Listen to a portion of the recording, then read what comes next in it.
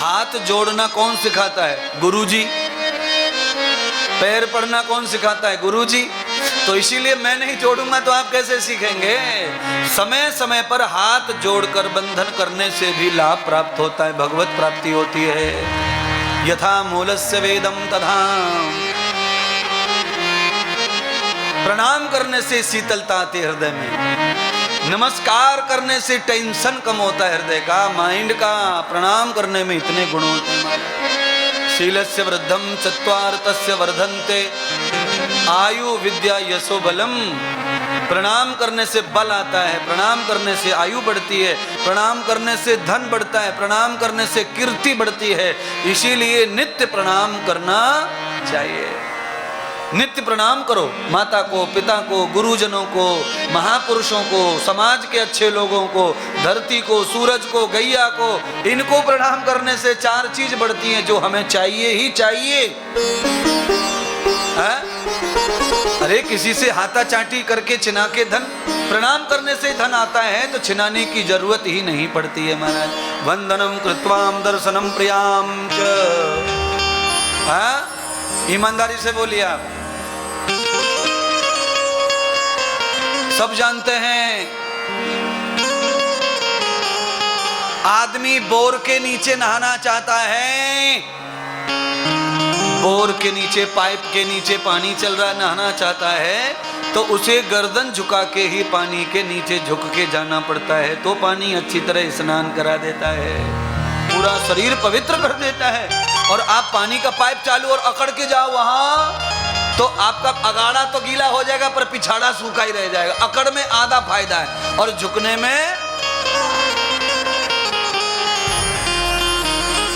कहीं भी चले जाओ, कहीं भी नहा लो, किसी भी नल के नीचे नहा लो, पर बिना झुके वो गीला करने वाला नहीं है। हाँ देखो ये नल है, नल इसके नीचे लगना है तो कैसे जाना पड़ेगा, समझ गए?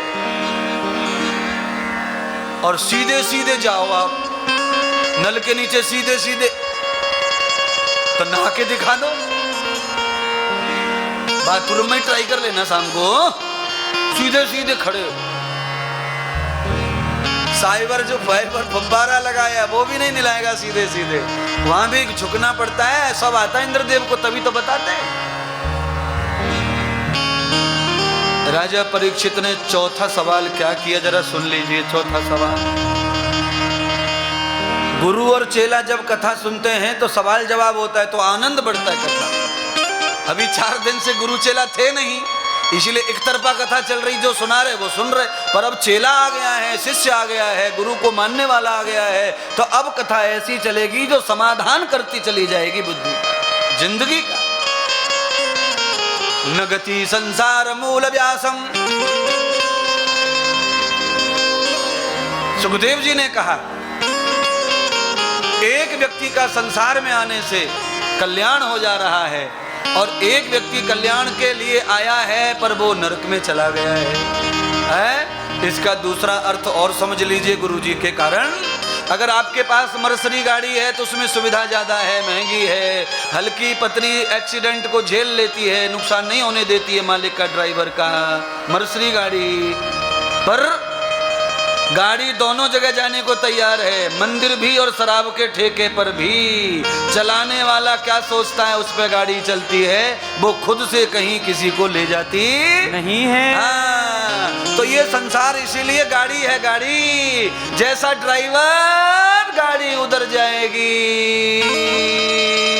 कोई समझे मंदिर, कोई समझे हाँ। अब बोलिए, गुटखा खाएंगे तुम, गांजा पिएंगे तुम, चिलम लगाएंगे तुम, तो कैंसर को भूपी को होगी जाके, कैंसर भी तुम्ही को होगा। और जब कैंसर हो जाएगा तब पछताने से कोई फायदा नहीं है, क्योंकि चिड़िया चुग गई।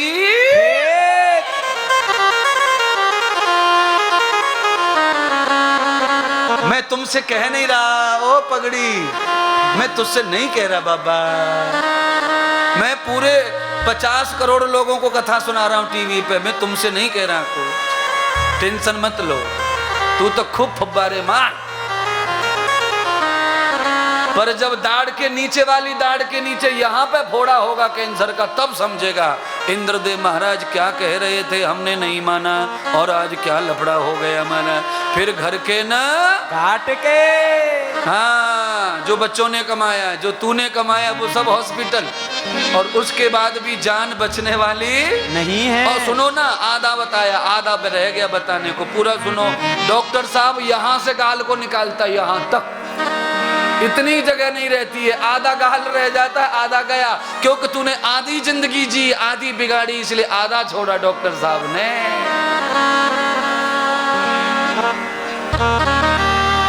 एक गाल से रबड़ी कचौड़ी खाई तो एक छोड़ दिया डॉक्टर ने, एक तंबाकू वाला निकाल दिया, क्योंकि भगवान हिसाब लेता है, पाई पाई का हिसाब। इसीलिए तंबाकू, गुटखा, बीड़ी, सिगरेट, अंडा, मांस, मटन सुधर जाओ, नहीं तो लफड़ा हो जाएगा।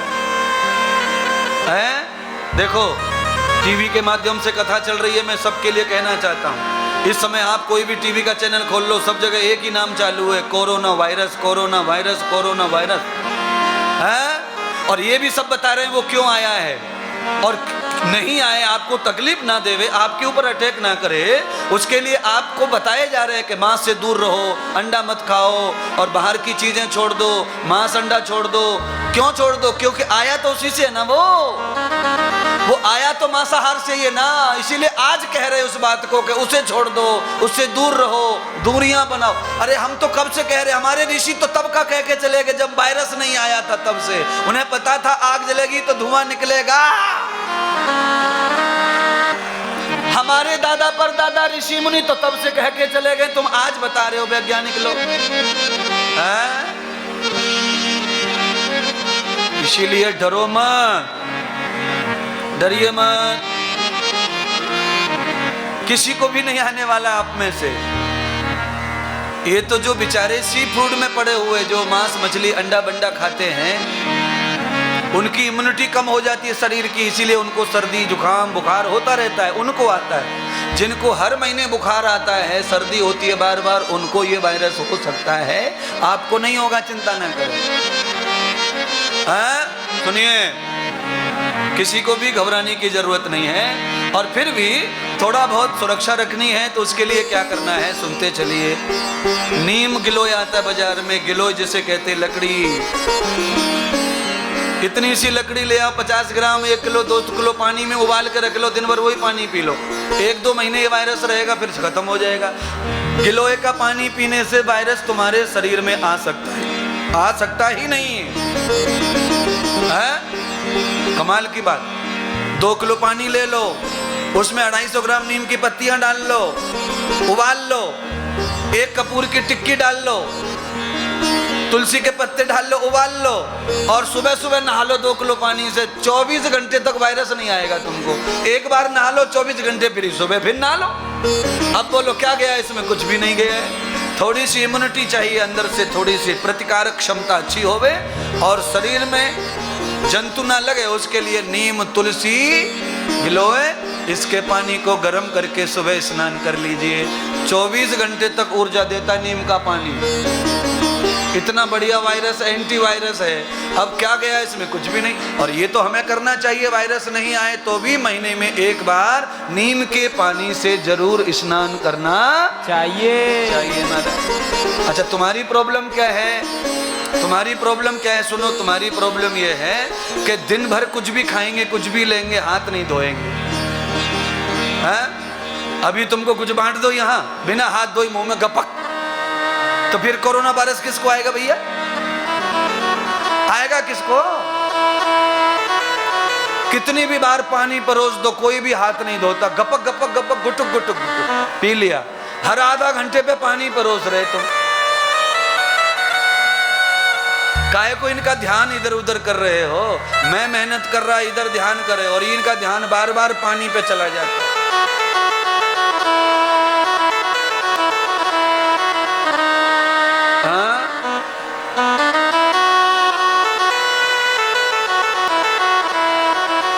सेठ जी,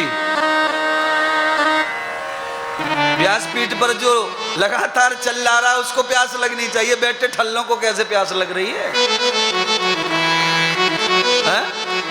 अरे भैया तुमने देखा कि नहीं है, लोग बोलते ही माइक में तो पानी की बोतल रखते साइड में, बोलने वाले बिना बोलने वाले पी रहे हैं और भैया बोलने वाला तो लेता नहीं।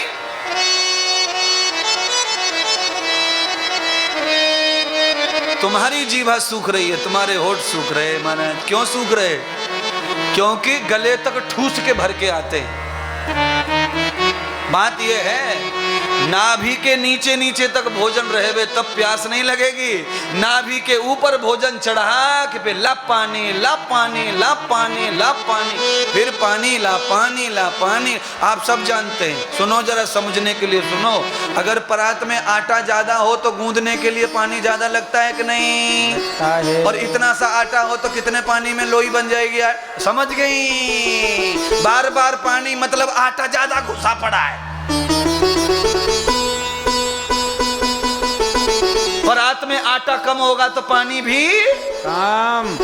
हाँ, तो आटा इंद्रदेव महाराज लेता ही नहीं है तो पानी की जरूरत ही नहीं है।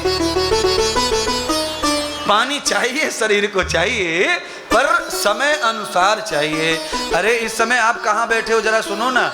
इस समय आप ज्ञान यज्ञ में बैठे हो। हवन करते समय जैसे पानी पीना निषेध है, तो कथा भी यज्ञ है, इसमें भी पानी पीना निषेध है। पर राजस्थानी कथा है, ये तो खाते पीते ही सुनते ही कथा।